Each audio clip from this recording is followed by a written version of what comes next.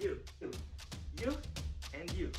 Are you ready to witness a research regarding foreign direct investment. Come on, join us as we present a comprehensive study about FDI and its determinants. Thorough, comprehensive, analytical, and most importantly, accurate. Without further ado, let's now proceed to our main part. And our members are Ian Amirali, Lara Gimpisao, Camille Anam, Joshua Reneses, Erich Ganayo, Jobert Nieto, Natalie Sueco, and Gio Ray Rabe. Good morning. We are Group 2 and we will present the determinants of FDI inflows in the Philippines.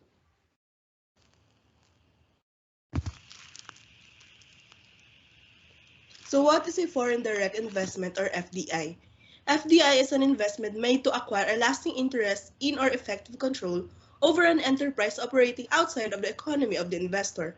Generally speaking, FDI takes place when an investor establishes foreign business operations or acquires foreign business assets in a foreign company. Next slide. So we have an FDI net inflows and FDI net outflows. So inflows merely talks about an investment made by a non-resident investor in the reporting economy, while outflows is all about the outward direct investment made by the residents of the exporting economy to external economies. Next reporter, please. Now on to the 2011 to 2020 data for the total foreign investment. As you can see, 2019 is the most invested year over the decade.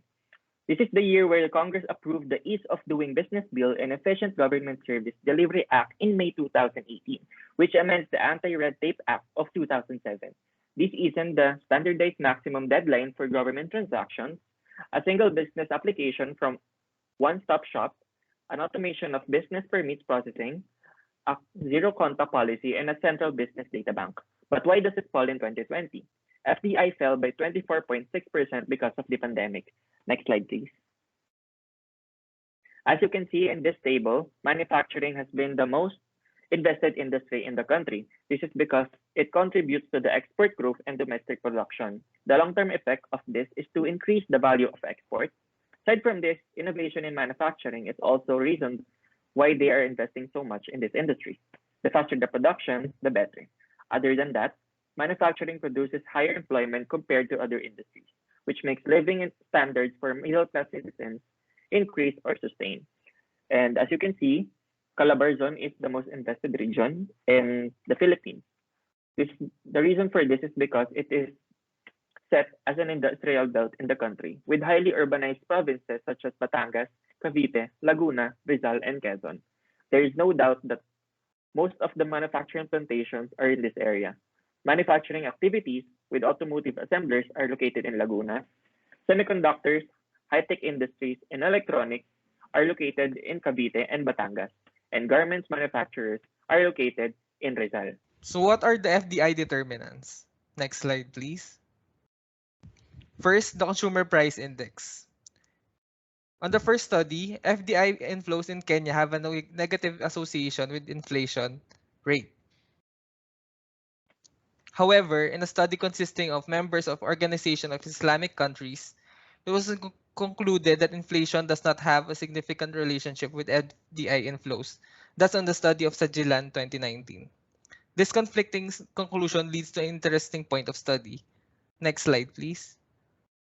Onto the hypothesis. On the null hypothesis, first, there is no significant relationship between CPI and FDI inflow in the Philippines.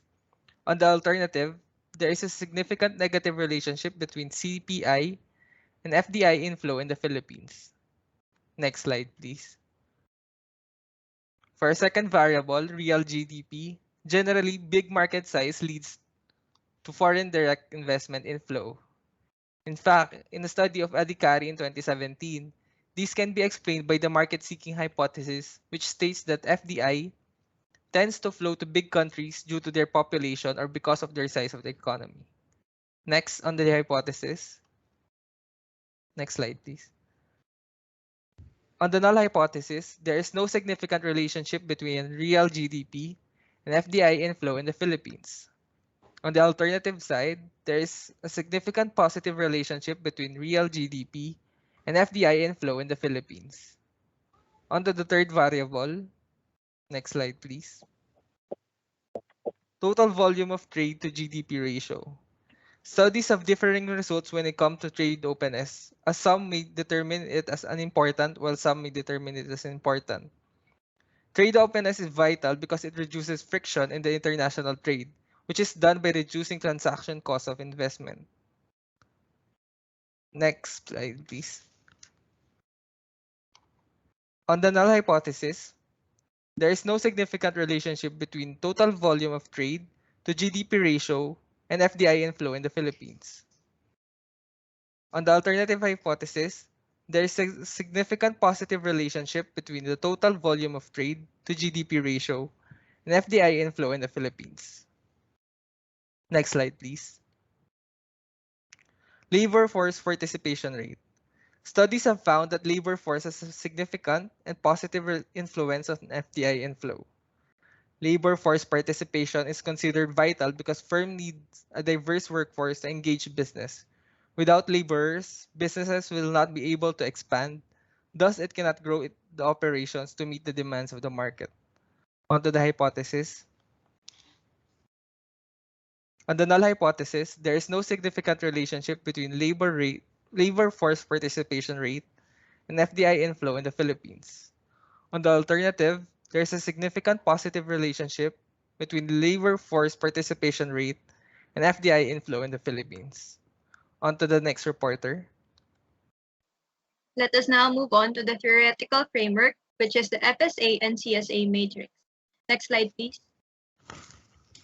So this is developed by Rogman. So by applying the matrix CSA and FSA, he has found that multinational companies characterized by a mixture of strong CSA and weak FSA, which is in cell 1, are those based on natural resources or in a mature stage.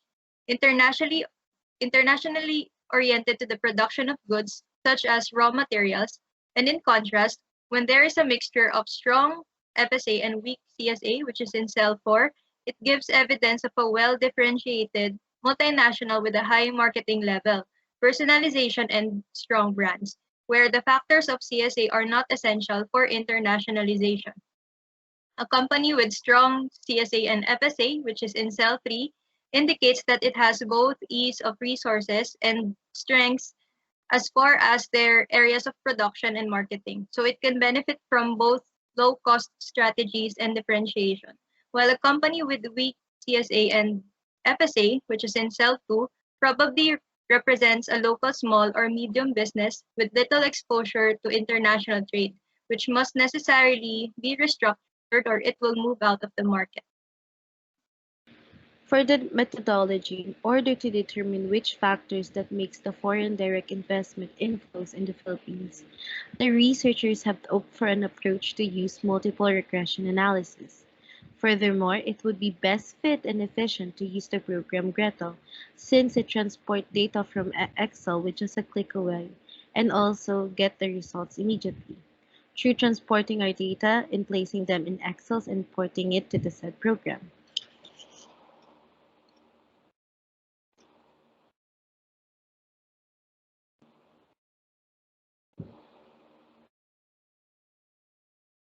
For our function, we will assume that FDI is a function of the following variables: CPI, which represents overall level of prices; labor force, LF, which represents the total labor supply; TRD and TRD, which represents trade openness.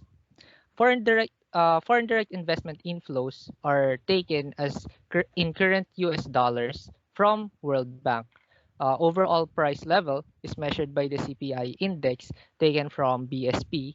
Total labor supply is represented by the total labor force population taken from the World Bank. Trade openness is measured by getting the sum of exports and imports in constant USD, also taken from the World Bank. All data are Philippine data taken from the years 2005 to 2019.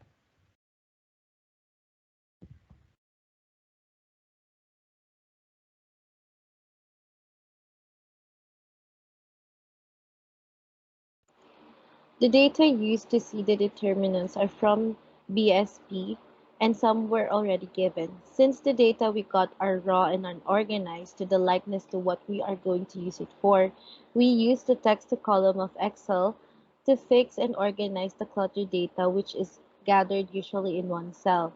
We, as mentioned before, we have picked a 15 years worth of data to see a definite pattern and changes throughout the period. Let's now proceed to the results and discussions of our study.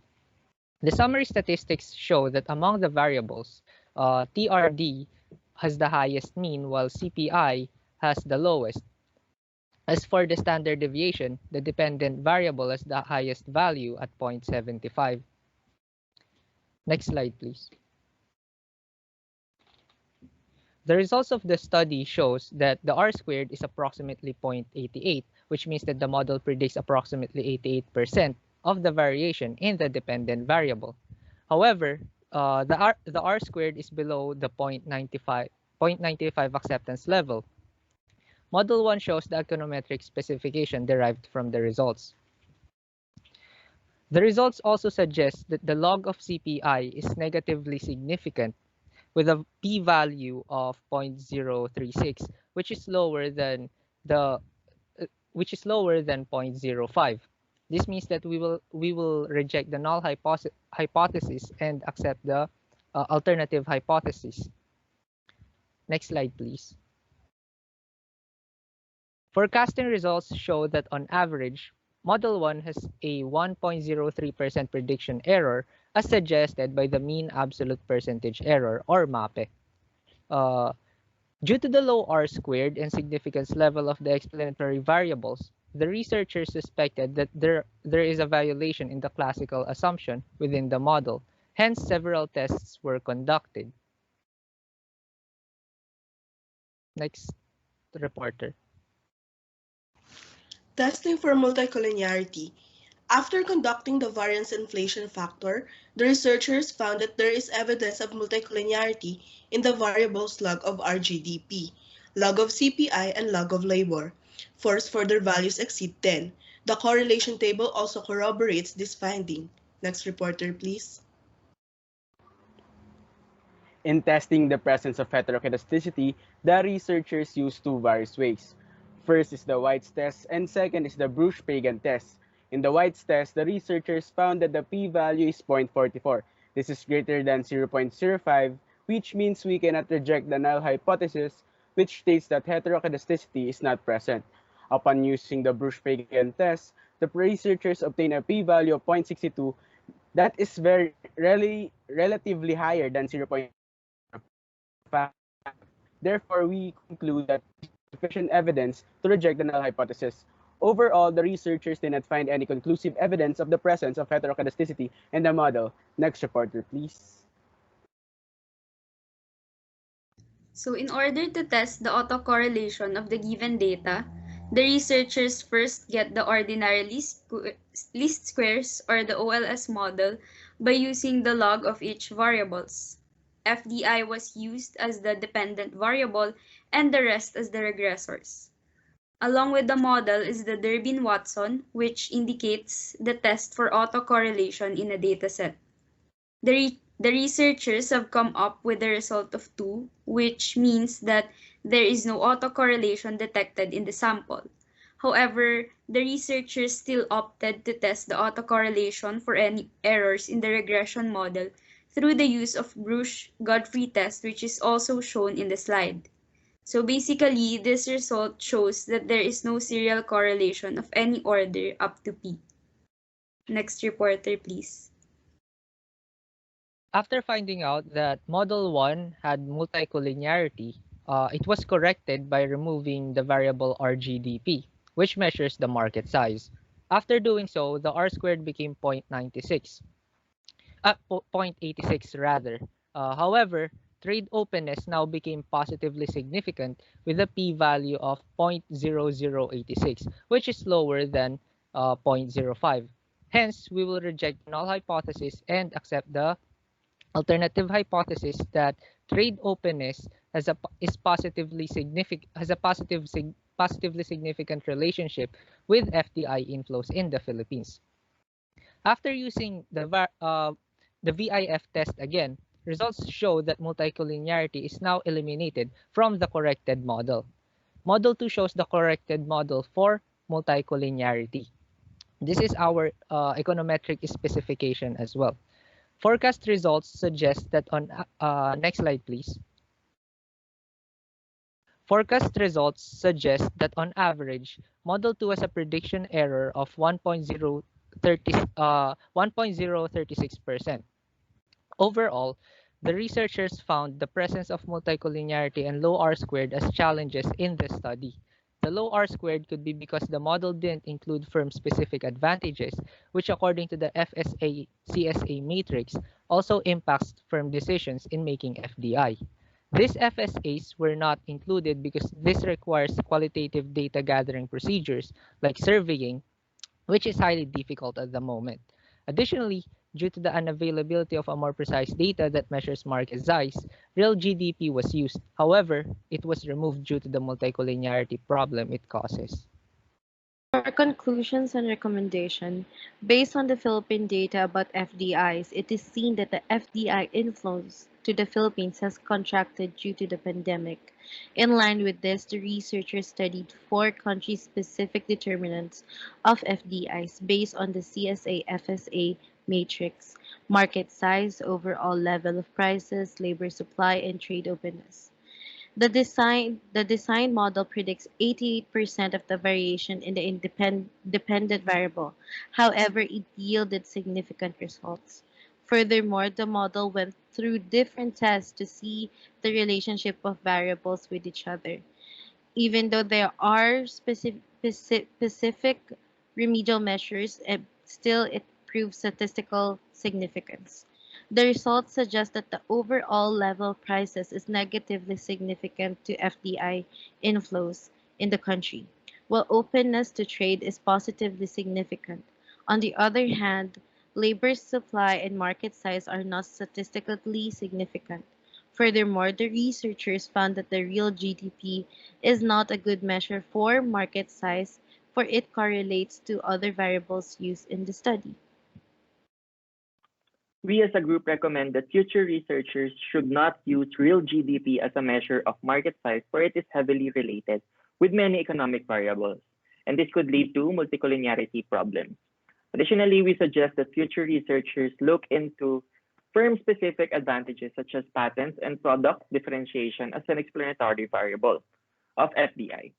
As for policymakers, we recommend that they formulate policies that will keep inflation at a within the minimum range and promote international trade with other countries. So, in behalf of the whole group, we would like to thank you for listening to our mini research determinants of FDI flows in the Philippines. And to Professor Melvin Carbonell, we thank you for sharing your expertise regarding Econometrics 1. So that would be our presentation, and have a nice day, everyone.